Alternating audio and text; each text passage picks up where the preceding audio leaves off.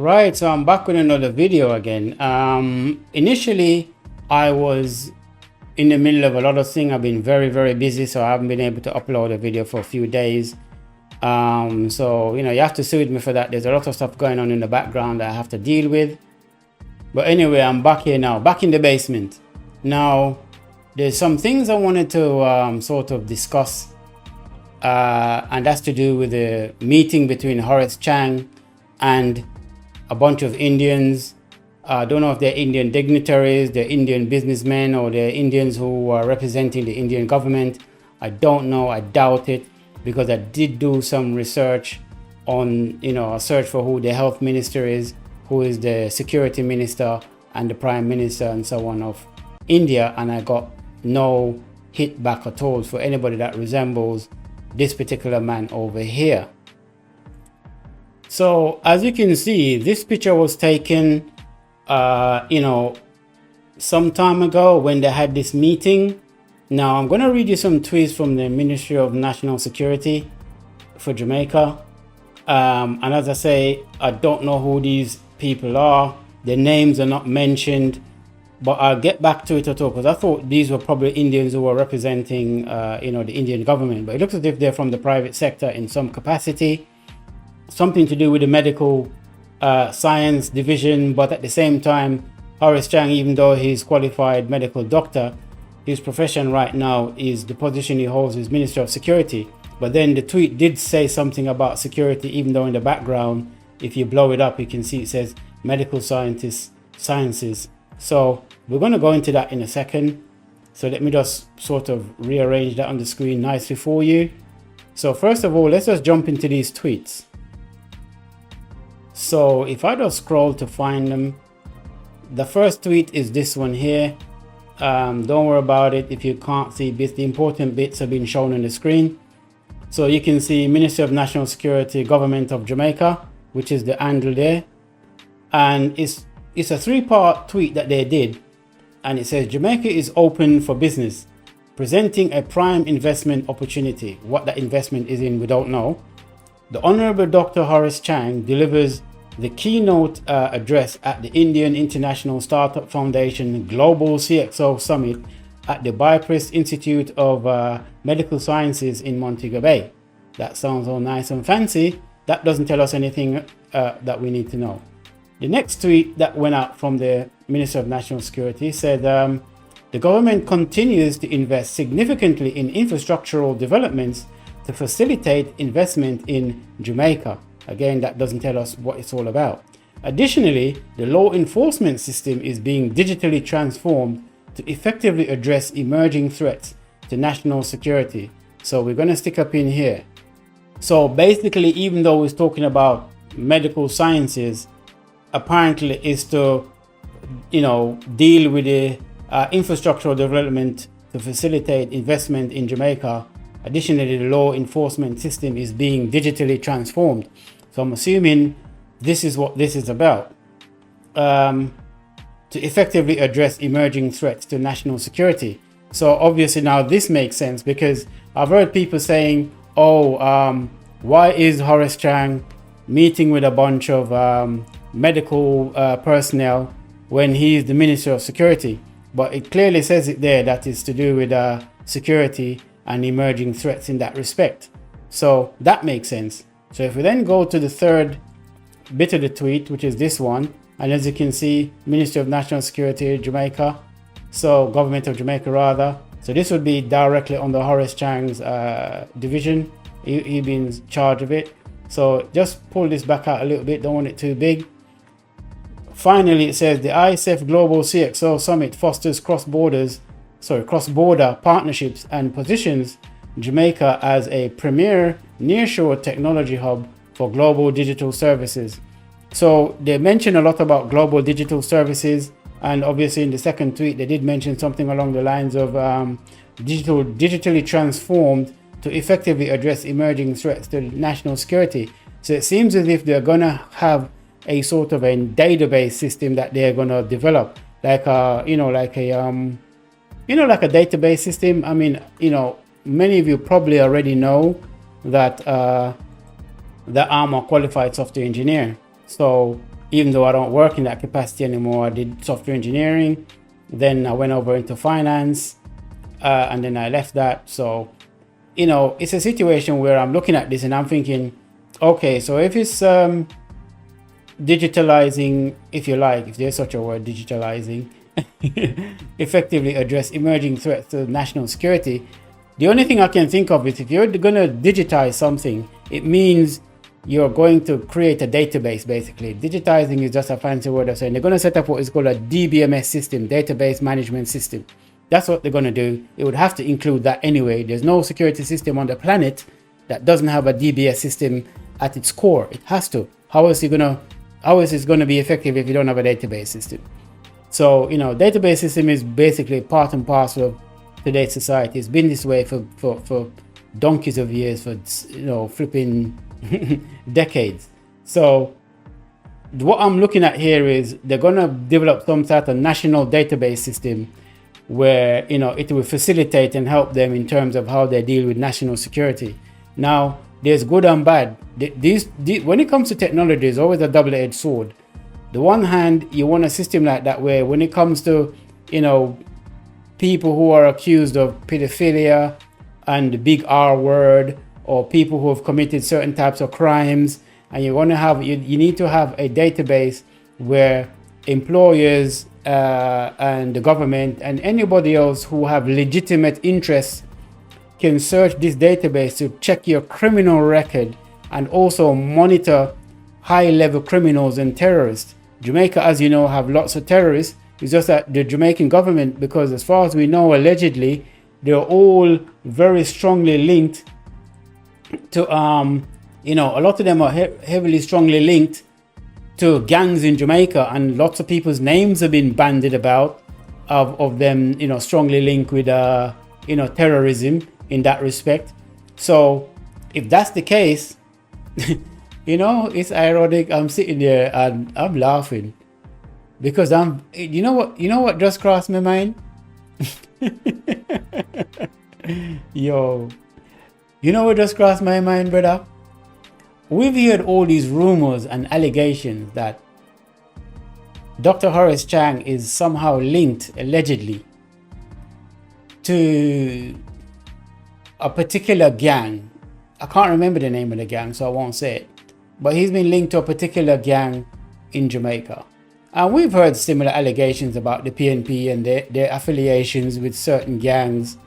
And both sides have had this affiliation with these gangs, whether they sponsor them, they fund them, or whatever they do, supply them with whatever type of arms they need, whatever, I don't know. It's all allegations from my standpoint because I don't have any evidence of it. But there's lots of people out there who can purport that that's true. So that's on them. I'm not going to put that forward here. But what just occurred to me just now is that how can you have someone like, you know, Dr. Horace Chang, who is the security minister, whose name is modeled and intertwined with alleged, you know, gang affiliation and facilitating and all this type of stuff. How can you make somebody with his name being mixed up in something like that, whether rightly or wrongly? How can that person be, you know, Minister of Security? Surely that's not going to solve the security concerns of the country. I truncated him. Surely he can't, you know, solve this. That's a conflict of interest. That's a clear sign of conflict of interest. You can't have a situation where there's a minister who is the Minister of Security, and at the same time, his name is being called up in allegations of being in, you know, cahoots with terrorists. Because, and I mention this because in Jamaica have lots of terrorist cells, yeah? And in any other country, they'd be classed as terrorists. But for some strange reason in Jamaica, the word terrorism don't seem to come about. It's just like, oh, these are gangs. But when you look at the stuff they do the same stuff you see other stuff do. We hear about beheadings and head a throw over yaso and all the different type of capital punishments that they're dealing out as if they're some type of dictator or terrorist. These Jamaican gangs, this documented evidence of them doing the same thing. You know what I mean? Shout out to Sir P. He's been the leading person that's documenting this stuff and giving us the news about it. Now, my thing is, if that's the case, then you can't have a Minister of Security whose name is called up in some of these situations, who holds the post of Security Minister, that's heading in Minister of National Security. That's a clear conflict of interest in my book. But hey, what do I know? As Sir P said, I'm just a YouTuber. And let me just take this point to say something quickly. I know in my previous video, I did mention that some YouTubers are irresponsible in the way they report information. They don't check their facts. They don't do the research. I see them now starting to do it. So that gives me an indication that they're watching my YouTube. They're watching my videos. Which is good, because let's be honest, our YouTuber watch our YouTuber video. A matter of fact, let me pan the camera upon me. Me talk now. All YouTubers that watch other YouTubers, no matter what them pretend, say, well, me too big, or me too this, I'm not time for watch a video, I'm not time. Them I watch everybody. I watch everybody. Everybody I watch everybody. The only fake thing when me say is, they will never call your name or give you credit for anything because you're small. Now, I did say that some of these YouTubers who are very irresponsible in putting out information that they don't fact check and they don't produce evidence to it, I see them now starting to do it, which is kind of ironic that the timing is after me put up my video. But that's all good. That's what I want to see anyway. So that's good. That's great. Thumbs up for that. But here's the other thing. I did say also that they're trying to give themselves titles and statuses, but I didn't want to say who they were because then it would look like, it would give it away. But I just wanted to come on here and categorically say, so Sir P, I'm not referring to you. Sir P is in a different class and category by himself. You have to give him that respect. So when I say certain YouTubers were giving themselves titles and statuses, I wasn't referring to Sir P at all. Okay? So let's just clear that here. But Sir P is doing a good job, and many other YouTubers. As a matter of fact, all of the Jamaican YouTubers that I've watched are pretty much doing a good job, to be honest with you. They're pretty much doing a good job. Some of them could do them thing a little bit better. Some of them are a 9 to watch, to be honest. You know what? I'm gonna leave it there. So that's for another video. Anyway, I digress. Let me just jump back to what I wanted to talk about, which is Horace Chang. That man up on your screen right there. So him we are dealing with right now. So I don't understand how a person like Horace Chang, with all the stuff that's been called up about him on his name, could still hold the post as Minister of National Security. That just don't sound right to me. That sounds like a clear conflict of interest. Until him can clear him name and clear up all these allegations, you shouldn't hold that post, because let's face it, okay, let's put it this way. If I went for a job and I had a criminal record, okay?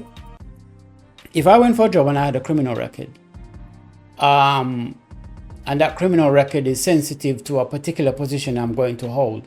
Let's say I want to work in a bank and my criminal record is I've robbed a few banks before, I've robbed a few shops before, and I probably commit fraud and stuff like that. Let's say that's my criminal record, or my name call up on them thing there. Let's say there's no legitimate sort of paperwork that evidence me getting mixed up in these things, but my name is heavily called up whenever anything to come up with fraud and this and that and acid and cough, my name call up on it. Yeah? And the bank heard about it, even though there's no criminal record to substantiate the fact. Do you think the bank will employ me for work inside of the bank? And if they did, and then find out later, so my name a call up on all them things, there would have been a quick meeting. They would have called me up in the office quick and fast and say, listen, we've heard your name calling up on X, Y, and Z. We just need to give you the opportunity to explain yourself and what's been going on. And even if you give them a legitimate explanation, it already doesn't sit well with them.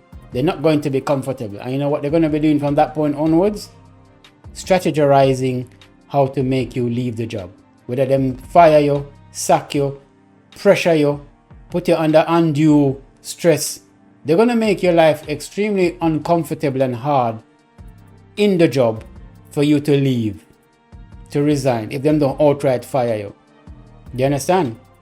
And if it's something that's on your record legitimately, then they will say, listen, you can't continue in this position you're in. It's untenable. We have to let you go. Do you understand me?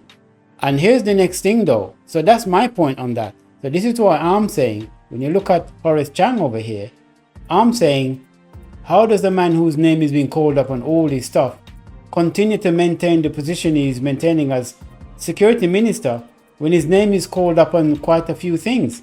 Not only that, yeah, apparently him can't travel go abroad, especially as far as I know, him can't go America. His name on a no-fly list or whatever it may be. What does the American Secret Service know about Horace Chang that we don't know? That's a question, you know, what do they know that we don't know? Inquiring minds want to know. What do the American Secret Service or investigation bureaus know that we don't know? And surely, according to Darrell Vaz, any information that's in private, and I'm just paraphrasing, I've done a video on that already, any information on any public figure that's private that's hidden, can be exposed. It can come to light. So if that's the case, all these different stuff that's coming out about these ministers holding these government and ministerial position, and so many of them names are being called upon, so many stuff. Now, I've seen the video where this JLP supporter, I forget his name, JLP shadow minister, if you like, mentioned the 6 people who are apparently the illicit 6. I'm not going to mention them here, but I've got the names, and many of you would have seen that video where, according to that shadow minister, that you know, a JLP is the one that gave him that list. But for, you know, whether that's true or not, I don't know. If that's hearsay. So when we say hearsay, meaning me being the third party, that's a hearsay to me, because me I hear it through the internet from a shadow minister who apparently got the information from another person. So from my point of view, that's hearsay. So me can use that and stand on that and start call out the name. But all I can tell you is a lot of the names that I suspected would be on the list is actually on that list. But whether that's a true list, the legitimate illicit 6 list or not, I don't know. Some YouTubers put it out. And again, I find that irresponsible. As a matter of fact, it's irresponsible of the minister to even, that JLP minister, to even put that out. And I understand it's in the public interest for them to put it out, but unless you can substantiate and back it up, you have 6 people that is apparently the illicit 6 who can probably take out lawsuit against that shadow minister. But then again, they probably can't take out a lawsuit against him for revealing them name, you know, they mix up an illicit 6, because if they did, then it would have been a situation where him probably could have produced the evidence and come up with witnesses and say, well, that person give me yada, and then maybe they wouldn't take him to court, to be honest, because when you go to court, you have to go through a discovery period, which means everything when I dark have to come out in a forefront now for fight the case. And then what you're going to do is you're going to incriminate yourself in the process of trying to defend yourself. So maybe it's best them not drawing a lawsuit and just keep quiet. But it just goes to show you how deep the corruption is. It's really crazy how, you know, somebody like, you know, Horace Chang could hold the position he holds with the stuff that's called upon his name, because in any other industry, any other sector, private or otherwise, your position will be untenable. The same way, like if your name call up in some domestic abuse or some other type of sexual abuse or fraud or anything. A matter of fact, the illicit 6 shouldn't be continued. Me speechless. Judge I know. Me speechless, brother. The video I take a turn, I never expect it to take. But the more I do that video, I discuss it, and the more I realize that, boy, you know what? The boy and politician, yeah. Indians, okay, has got a stigma on them, the same way Nigerians and Jamaicans have a stigma on them. So let me just pan back the camera to me. Let me just explain. Now, most black people, as you know, them have a stigma for what? Yeah, when it comes to crime, them have a certain type of stigma. Jamaicans have a certain type of stigma. Not all Jamaicans smoke weed. But when a foreigner meet a Jamaican, them assume so they will always smoke weed. And all Jamaicans don't smoke weed, and all Jamaicans don't drink white rum. And to matter of fact, all Jamaicans are like ackee and saltfish, the national dish neither. Some people love it, some people grow to love it, and there's other people who don't really eat it like that. Do you understand me? So it's just what it is. And everybody eat bun and cheese at Easter time. Some people don't like bun and cheese. It is what it is. It sounds crazy, but people are people. Some people are allergic to things, and some people just, their taste buds just don't, is not compatible with whatever it is. So that's that situation. So the same way a lot of people stereotype Jamaica and say, well, I will smoke weed, and you know, and well, I will listen to reggae music, and well, I will in a dance hall. That's not necessarily true for the entire population of Jamaica. So let's just get that clear. So it's the same way those stereotypical things exist. It's the same way when you look at sort of, you know, Indian people.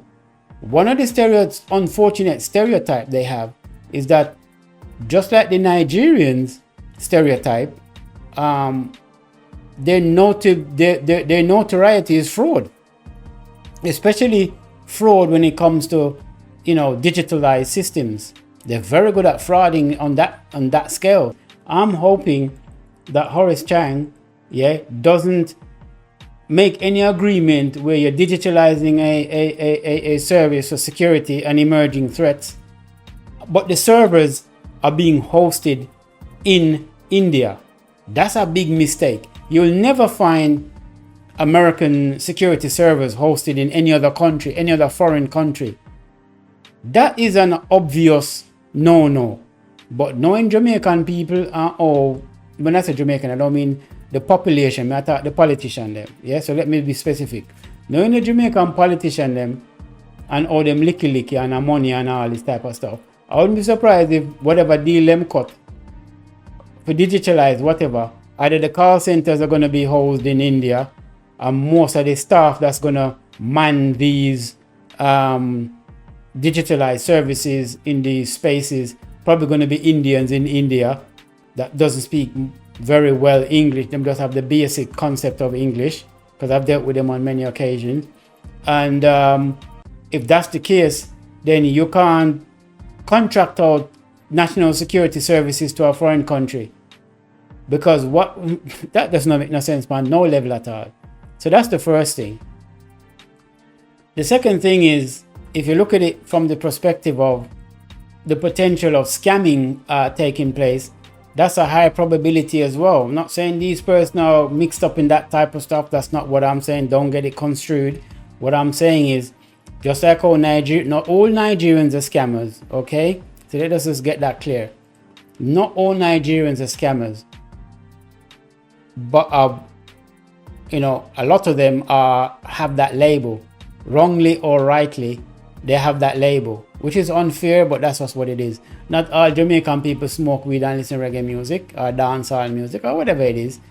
That's also not, it's just one of those things. So it's the same way we have that, is the same way we have a situation where not all, I'm not saying all Indian people are scammers and frauds, but when it comes to scamming and frauding, nobody no beat them at it, brother. Them are the best when it comes to that. They're notorious for it, and so are the Nigerians. And my Nigerian brothers, I'm not saying all Nigerians are like that, but that's unfortunately how it is. Now, on the positive side, I can say this. Some of the best programmers that I've ever worked with are Indians. Because I said to you before, I used to be a software engineer. So when I used to work in central London, which is like the city, where all the high flyers are, most of the Indians I used to work with, they were imported over from India. In other words, these private companies, corporate companies would give contracts out to Indians, and they'll fly them over into London, give them their work permit and stuff, fly them over, put them up in accommodation whilst they're over here working on whatever their projects they're working on.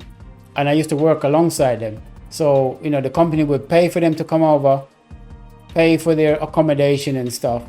And I used to work alongside a lot of these guys, and they're very brilliant, but they work for a fraction of the cost. But back in India, that's a lot of money.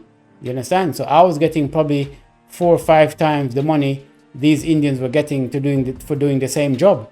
But then they're not complaining because that money they get, I don't know, 50, 60 grand a year, whatever it is they're getting, when that money is converted over into, into Indian currency, they're living like kings over there. They've got big, massive mansions with all type of 3, 4, 5 different maids and servants. They used to show me pictures and videos of their houses back home, back in their country. And I'm like, wait, me can't afford to live like that over here. I mean, I earn 4 or 5 times your salary, but it is what it is. That's what I'm saying. So on the positive side, they're very good at programming. Not all Indians are good at programming either. So the stereotype goes both ways, but they're notorious for being good programmers and good when it comes to finance as well. In that respect, a lot of them dominate the financial sector.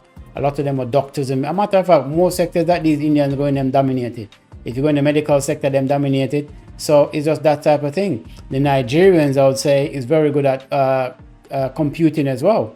I've worked with a few Nigerians as well, not in a corporate capacity, but when I was at university, I worked with a lot of them. A lot of these Nigerians were very brilliant people. So everything has good and bad on both sides in terms of what they're known for in that respect. So when I was at uni, a lot of these Nigerians were really, really good programmers. As a matter of fact, if you're an Instagram lover and you love using Instagram, guess who were the guys who originally created Instagram? Yeah, Nigerian guys created Instagram, and then Zuckerberg bought it. Facebook bought it afterwards. So that's that. So that's all I'm saying. You know, I don't know. So when it comes over to Horace Chang, I hope he's not selling off land to these people to set up whatever infrastructure to tackle security. Lease them the land, okay? Lease them the land and whatever contract for them to do whatever contract they have to do. Prepare land if you want to house your server, but them come over here and build the servers over here. If they have to bring in, which is what I'm assuming is going to happen, because remember I spoke about those Indians, those 200 Indians that initially came over. My suspicion is those Indians that initially came over, they may be going to be workers, like technical workers. Maybe they're going to help develop the system. Maybe they're going to help to train the Jamaican staff, so that once those 200 men or a fraction of them remain in Jamaica would have at that point be up to speed and well trained how to man and operate these servers, and for the security enhancement that the government is looking to put in. So that would be a reason why you see those 200 Indians that they claimed were Uzbeks, but they weren't from Uzbekistan. They're Indians, and I'll prove to you that they were Indians in a second, because Horace Chang says it himself. It's reported that he actually said Indians, not Uzbekistan. The actual published date is this, which was May 7, 2024, which was around the time those 200 Indians landed. And of course, it says government says it was impractical to detain Indian nationals at the airport. Now, this confirms that they were Indians and not Uzbekistan, as a lot of people were saying. You know what I mean? So in that respect, I'm not going to read the article, but I'll just read the first paragraph. The government has sought to provide clarification as to why some 253 Indian nationals and German crew members who arrived to Jamaica on Friday, May 3rd, 2024, obviously, on an unauthorized chartered flight, were allowed to stay at the Rock Hotel in downtown Kingston. So this is why I'm thinking about that and this, and I'm like, okay, it all makes sense. Those 200 men, in my opinion, probably came over to look at the terrain, to look at the weather, to look at the country, and to see if it's something that's workable, if they would like to work and bring their families over and work. Because you can imagine this is going to take some time for them to be here, and they're probably thinking, I have to bring my children over, bring my family over, my wife or whatever. We need to make sure that if they're coming over, they're safe. The area and the environment we're going to live in is going to be comfortable, and we can work with it. And in that respect, so I think that's what the initial trip was about. Anyway, that's all I want to say about that in terms of what I've surmised. I know this video has gone on a little bit longer than expected, but you know, that's the thing. I've got lots of stuff swirling around in my head, and sometimes I just want to get it all out and move on to the next topic. So